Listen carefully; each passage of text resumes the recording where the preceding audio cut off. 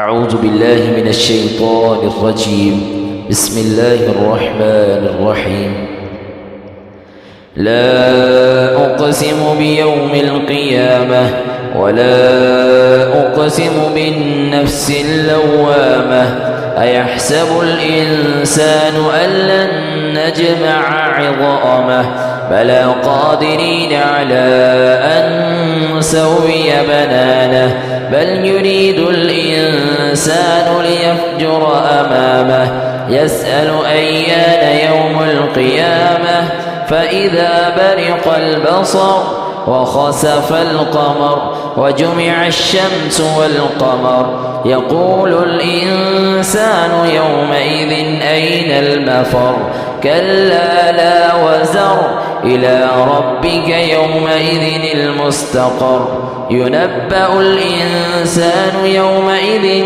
بما قدم وأخر بل الإنسان على نفسه بصيرة ولو ألقى معاذيره لا تحرك به لسانك لتعجل به إن علينا جمعه وقرآنه فإذا قرأناه فاتبع قرآنه ثم إن علينا بيانه كلا بل تحبون العاجلة وتذرون الآخرة وجوه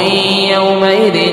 ناظرة إلى ربها ناظرة ووجوه يومئذ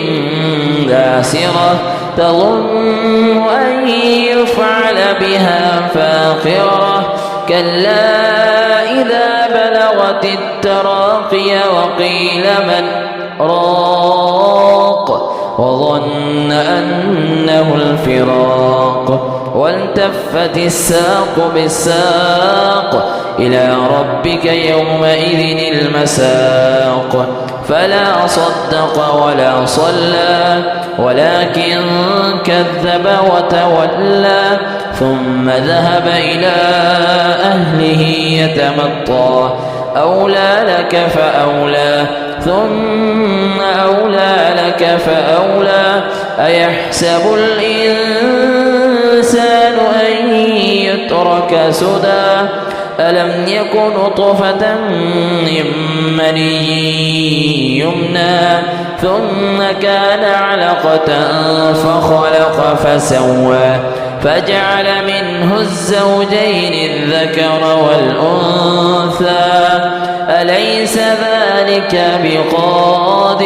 أليس ذلك بقادر على أن يحيي الموتى